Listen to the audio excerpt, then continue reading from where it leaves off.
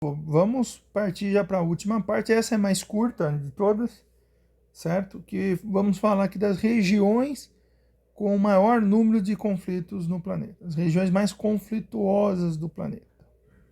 Vamos que vamos. Bom, isso aqui tem na apostila de vocês. Tem também no livro, né, na página 28. Então se atentem a isso. Bom, pessoal, aqui, ó, dentro desse quadrado, nós estamos vendo, ó, vários conflitos ocorrendo dentro desse quadrado, onde nós podemos citar aqui, ó, Somália, certo? Podemos citar aqui, ó, Nigéria, tem um grupo terrorista chamado Boko Haram. Tem o Sudão do Sul, que lutou pela sua independência, né? Uma diferença religiosa, a parte sul, que tem cristãos, população mais negra, e a parte norte do Sudão é uma população muçulmana de origem árabe. Então essas diferenças étnicas e religiosas culminaram com a separação do país, dando origem ao Sudão do Sul. Aqui nós temos Egito e Líbia, que passaram por revoluções que derrubaram ditadores que estavam há muito tempo no poder. Muammar Gaddafi na Líbia e Hosni Mubarak no Egito. Guerras na Síria e no Iraque, né? Guerras na Síria e no Iraque, com ocupações americanas. No caso da Síria, os Estados Unidos participou com bombardeios, mas os russos acudiram o presidente da Síria, um presidente que é um ditador. Os Estados Unidos queria derrubá-lo, né, a família Assad, Bashar al-Assad, o nome do presidente da Síria, está tentando lembrar. Só que os russos têm negócios com a família Assad há muito tempo, desde a Guerra Fria. E os russos se adiantaram aos Estados Unidos, invadiram por terra e ajudaram Assad a se manter no poder. Nós temos aqui, ó, Paquistão e Afeganistão, com grupos terroristas, com tropas americanas, né? Guerra civil no Iêmen. Então essa região aqui, ó, que envolve Oriente Médio, aqui Oriente Médio, e norte da África, são as mais conflituosas do planeta. Norte da África e Oriente Médio, né? A Europa hoje, aqui nós temos aqui, ó, circulado a Ucrânia por causa da Crimeia, que eu citei lá. Beleza? Então são essas as regiões mais conflituosas do planeta. Cáucaso, onde está lá conflito na Geórgia, na Ucrânia, na Crimeia. Oriente Médio, conflitos no Iraque, na Palestina, conflito na Síria, no Iêmen, Paquistão, Afeganistão. Conflitos no norte da África, onde nós temos Moçambique, Eritreia, Egito, Líbia, Nigéria, Sudão do Sul, em conflitos, entre outros, né? América Latina, pessoal, razoavelmente estável. O que nós temos aqui é a Colômbia. Na América, né, tá em amarelo aqui, país em conflitos. Conflitos armados em 2015, né? A Colômbia está em processo de pacificação, por quê? Porque o atual presidente da Colômbia abriu uma negociação para transformar as Forças Armadas Revolucionárias da Colômbia, um grupo armado, as Farc, né?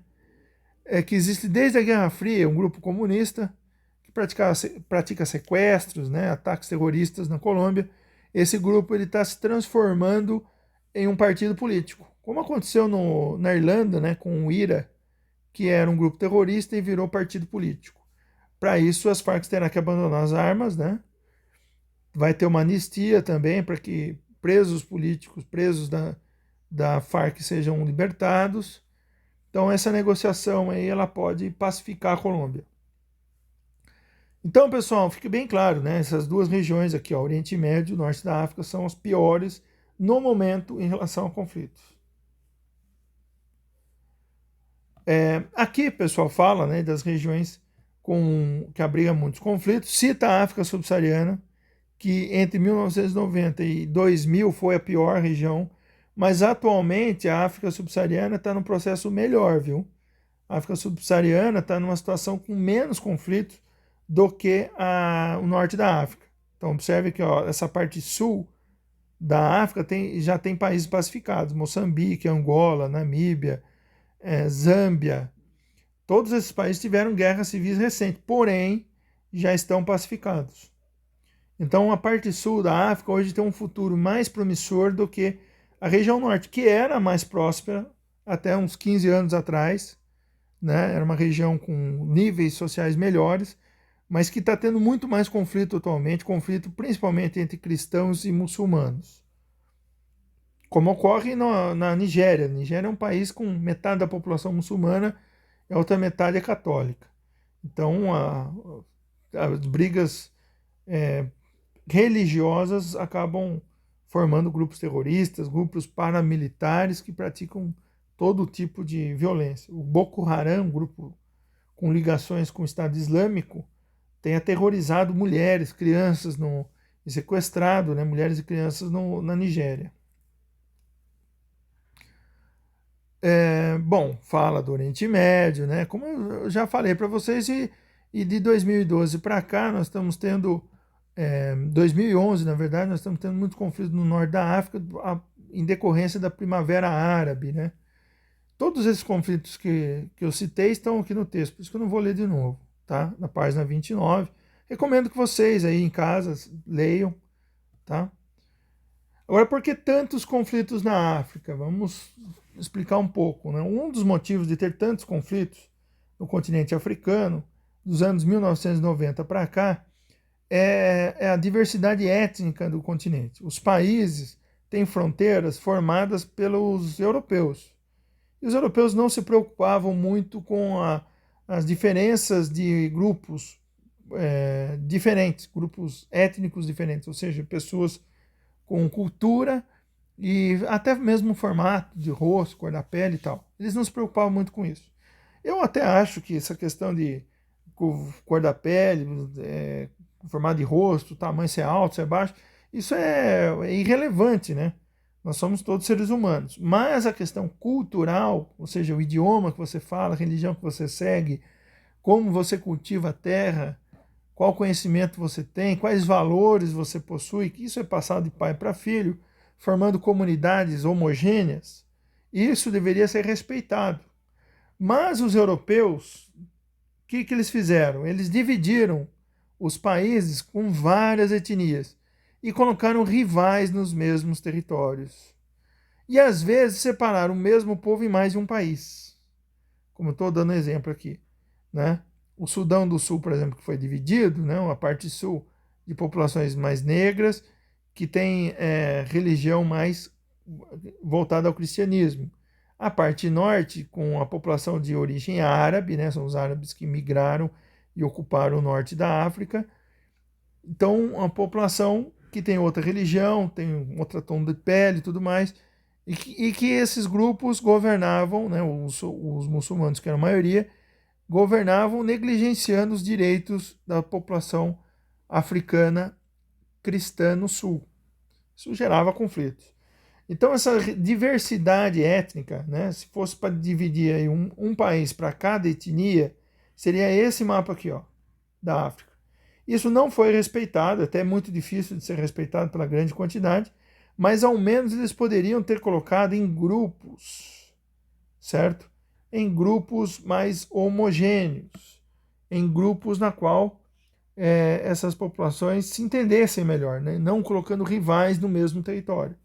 Ao não fazer isso, você criou uma situação a qual algumas dessas etnias formavam grupos paramilitares tentando tomar o poder ou derrubar o presidente que estava no poder. Vale a pena assistir, tem no Netflix o filme que eu citei na aula chamado Hotel Ruanda. Quem tem Netflix, assistam, pessoal, depois me contem o que vocês acharam do filme. É um filme muito bem feito, ó, vencedor de 3 Oscars, né? Um ótimo filme. Conta a guerra civil em Ruanda, a briga entre Hutu e Tutsis. Conta uma história real, né, de um funcionário de um hotel, um administrador de hotel, que mesmo sendo Hutu, que era uma etnia que estava no poder, estava sendo beneficiada pelo poder naquele momento, ele resolveu arriscar a própria pele, a própria vida, para salvar Tutsis, que estavam sendo massacrados por rebeldes Hutus. Essa história é contada nesse filme. Então foi uma guerra aí com mais de 1 milhão de mortos e muitos refugiados, né? Olha algumas imagens desse conflito. Olha como as pessoas, não é assim morte em confrontos, né? Se você for olhar que são crianças, mulheres, são pessoas que estavam tentando fugir, foram massacradas. Olha a situação das pessoas, como elas estão em campos de refugiado, na fuga contra esses grupos violentos. E aqui, pessoal, uma escola, ó, onde está essa cruz aqui, ó, não sei se é uma escola, acho que é uma igreja, na verdade. Tem muitas escolas que tiveram isso. Uma igreja onde as pessoas estavam escondidas e foram massacradas dentro da igreja. Bom, pessoal, então para encerrar, vamos citar aí uma nova bipolaridade. Lembrando, né, que nós vivemos num mundo bipolar na época da Guerra Fria, entre Estados Unidos, certo, USA, versus União Soviética, certo, que em russo seria CCCP, né? Estados Unidos da América e União das Repúblicas Socialistas Soviéticas disputavam o mundo. Só que agora nós não temos mais essa rivalidade capitalismo-comunismo. No entanto, nós temos um país muito poderoso, os Estados Unidos, que é capitalista, e a China, que está rivalizando com os Estados Unidos, que é oficialmente comunista. Na prática, nós sabemos que ela fez reformas capitalistas, mas oficialmente é o Partido Comunista Chinês que manda na China, tá? Inclusive, hoje a China tem um PIB em poder paridade de compra maior do que os Estados Unidos. Né? Hoje já seria a maior economia do mundo, a China. E com investimentos cada vez maiores no setor militar. Então, está surgindo, né, nesse século XXI, uma rivalidade, uma nova bipolaridade, só que agora Estados Unidos e China. Não é uma briga ideológica entre capitalismo e socialismo. A China não quer aliados comunistas, não financia grupos comunistas. A China financia qualquer partido político, seja de esquerda ou de direita, que queira favorecer a China em relações a negócios, certo? A China tende a não ser um governo intervencionista como os Estados Unidos é, né, no seu sonho de levar democracia para o resto do planeta, invadindo e derrubando ditadores, mas apenas ditadores que não fazem negócio com os Estados Unidos. Então existe um pouco de hipocrisia nessa busca dos Estados Unidos em levar democracia para o mundo, porque os Estados Unidos têm vários aliados, como na Arábia Saudita, que são de governos ditatoriais. Então, nessa nova bipolaridade, nós vamos ter muito mais em disputa, a disputa por mercados, a disputa por aliados econômicos, do que aliados militares, digamos assim. Então, é uma nova bipolaridade, mas com características diferentes da época da Guerra Fria. E aqui as atividades. Essas atividades vocês têm na apostila. É óbvio que eu acrescentei mais duas, certo? Eu coloquei essas mesmas atividades no formulário e acrescentei mais algumas atividades aí para deixar um pouco mais completo lá no Google Forms. Eu vou encaminhar para vocês as questões do Google Forms com essas 3 atividades e com mais 2 ou 3 aí que completem aquilo que foi explicado na aula, né? Certo? Durante a aula estou à disposição para conversar sobre a matéria, para explicar aquilo que vocês não entenderam. Durante a aula estou disponível para que tire dúvidas, para que vocês consigam acertar essas questões. Se não souber responder alguma questão, entre em contato comigo, eu explico a matéria de novo, individualmente, para cada um que tiver dúvida. Beleza? Então, até mais, certo? Mas eu continuo, estou mandando vídeo aqui, eu continuo aqui com vocês para tirar as dúvidas até o final da aula, certo? Depois vocês podem mandar dúvida também, eu posso demorar um pouco mais para responder. Mas até domingo vocês têm que fazer esse formulário. Quem não tem condições de fazer pela internet e tal, que faça na apostila. Se conseguir mandar uma foto no WhatsApp, que mande, certo? Eu estou anotando. Mas eu recomendo que faça no online, porque vale um pouco mais, né? Porque são mais questões online. Então essas da apostila é mais para garantir aqueles 5 do aluno que não tem acesso à internet, que vai entregar a apostila com as questões respondidas. Para você que está vendo esse vídeo, com certeza você tem internet e você quer uma nota melhor, e por isso que você vai fazer pelo formulário.